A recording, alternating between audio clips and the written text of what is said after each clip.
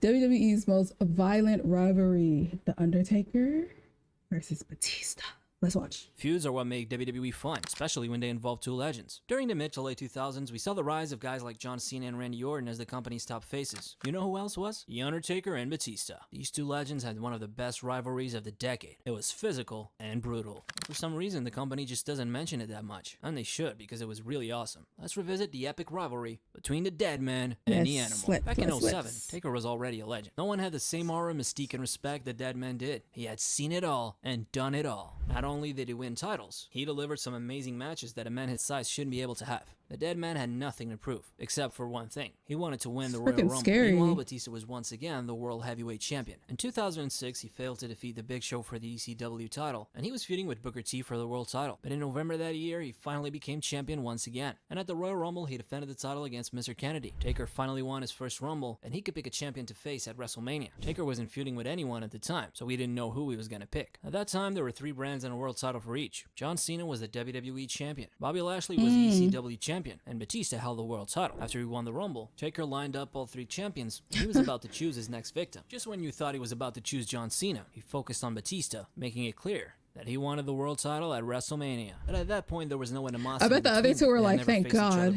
So they had until WrestleMania to build up the rivalry. Batista was the one who started things, and he betrayed the Dead Man in a tag team match against John Cena and Shawn Michaels. Batista hit a spinebuster on the Dead Man before walking out, allowing John Cena and Shawn Michaels to win. They were both babyfaces. It seemed like Batista was going to be a bit more of a villain. Not only was the World title on the line, but so was the greatest streak of all time. But something bizarre happened at WrestleMania. It was the first time that his opponent wasn't afraid of the Dead Man. Batista was 6'5", and he had like 300 pounds of muscle. He was a beast, so it was believable. Batista could beat The Undertaker at WrestleMania. As soon as the bell rang, Batista showed his lack of fear when he speared The Undertaker, and he was immediately in charge. Batista, who had recently shown a more heel and aggressive side, was showered with boos, as he continued to beat up the Dead Man, who wasn't going to back down against the Phenom. But Taker gained the advantage when he took the match outside, but the champion whipped him against the barricade. He power slammed the Dead Man against the announcer's table. Batista brought the Dead Man into the ring, because he promised to pin him. At that point, it seemed like the Dead Man had nothing left. Powered out and hit the last ride, which wasn't enough to put Batista down. The Animal countered with a spinebuster and positioned himself for a Batista bomb, only to be chokeslammed by the Dead Man, which still wasn't enough. Taker failed to hit a tombstone as Batista hit a spear on him, but that didn't keep the Undertaker down. He tried another Batista bomb, but Taker countered and even the odds. The Animal tried his own tombstone, but Taker countered and finally hit his own, defeating Batista and winning the World title for the first time. The Dead Man was still undefeated. It was a physical contest against a fearless Animal, and Taker had finally found his match. But these two were just getting started. Batista congratulated The Undertaker after winning fair and square, but he also demanded a rematch, especially considering he could have won via countout,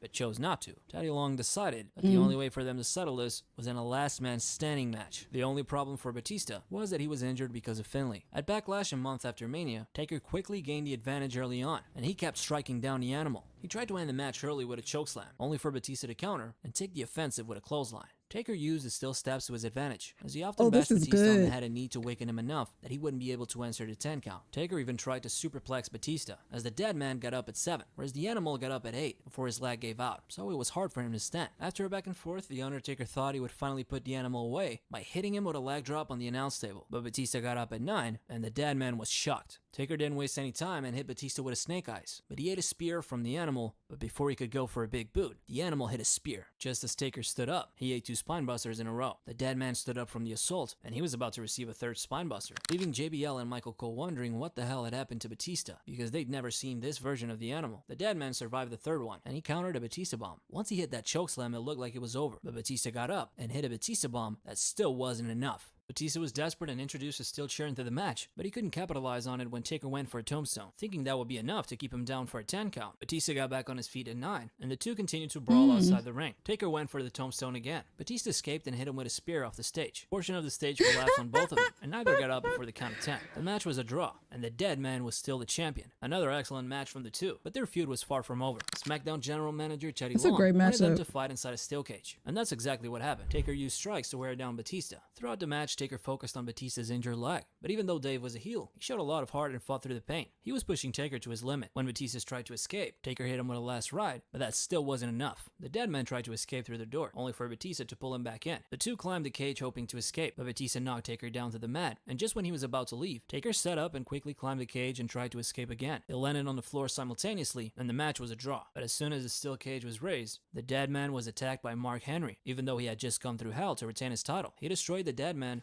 allowing Edge to take advantage. Edge had stole the Money in the Bank briefcase from Mr. Kennedy, and just 4 days later, the Ultimate Opportunist lived up to his name. He speared the Deadman and became the new world champion. With Edge now being in the mix, things got interesting. It was no longer just two behemoths fighting. A smart villain was the new world champion. The feud between the Deadman and the Ending didn't have a proper ending because the last two matches ended up in a draw. But with Taker out of action, Batista focused on Edge, starting a rivalry between them. Batista struggled against Edge. He lost at Judgment Day inside a steel cage, and he also lost on Vengeance on a last chance match, which meant he could no longer challenge Edge for his world title. But then Edge was injured and had to relinquish the title. The Great Khali won the Battle Royal and became world champion, starting a feud with the Animal. While Batista couldn't win the title at SummerSlam because Khali disqualified himself, the Animal finally won the belt at Unforgiven when he defeated the Great Khali and Rey Mysterio. After failing 8 times in a row, Batista was once again the world champion, but he was now the Deadman's target. Taker had been feuding with Mark Henry, but now he wanted to regain the title that he never lost. The rivalry was back on. The match happened on Cyber Sunday, and Stone Cold was a special guest referee. Batista had the advantage, since he was the hometown favorite and the match took place in Washington, D.C. Unlike the months prior, Batista was the babyface that night. The Animal came out swinging, but this time Taker was prepared, and he didn't allow Batista to take the early advantage. Even though their previous 2 matches were a draw, Taker knew that he could beat Batista fair and square, because that's what happened at WrestleMania. But don't forget Stone Cold. He was a wild card, and he had a long history with the Deadman, that tracing back to the Attitude Era. During the match, the Deadman focused on Batista's left shoulder. For the most part, Batista had the advantage. He had never defeated the Deadman,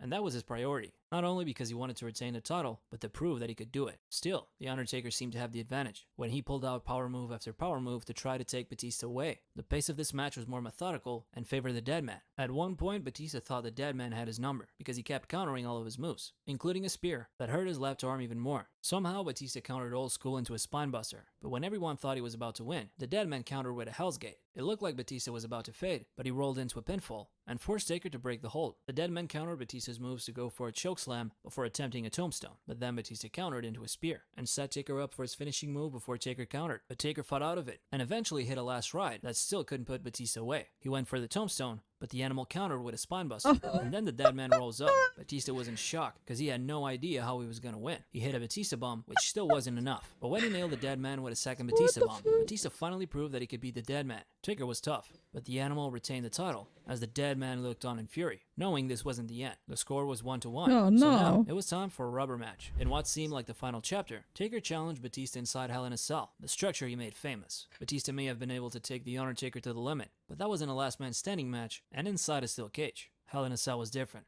It was the Undertaker's playground. He was afraid the person coming out of the structure wouldn't be the same who entered. Batista had to change his approach because he knew that the more the match went on, the more it favored the Deadman. Batista had the early advantage. But then in a brutal and innovative move, he wrapped the chair around Batista's neck and slammed it against the steps. Batista was coughing up blood, but he didn't give up. Taker busted Batista's head open, making it clear this was his element and not Batista's. When Taker locked into Hell's Gate, everyone thought that would be enough because of Batista's injured throat. But when the Animal made his way to the ropes, the referee forced the Deadman to break the hold, even though there's no disqualifications inside Hell in a Cell. Despite that, the Undertaker continued, but Batista found a way to counter. He slammed Taker's head against the steps, busting his head open as well. Both men were now bruised and bloody, and the Animal smelled the blood. The Man in Black was Edge, who never lost the title and was forced to relinquish it. He entered Hell in a Cell with a camera and nailed the Deadman with it. He then placed Taker's head on the steps and slammed it with a chair. He then dragged Batista's lifeless body on top of the Deadman, allowing the Animal to retain. It was the only controversial match finish in their feud. Batista was up 2-1, and the controversial finish was the company's way of protecting the Deadman, who couldn't just lose twice in a row. It also allowed Edge to join the rivalry. A month later, they had a 3-way, and Edge won the title at Armageddon. 2 months later, it was time for the Elimination Chamber, who would determine the #1 contender to Edge's world title at WrestleMania 24.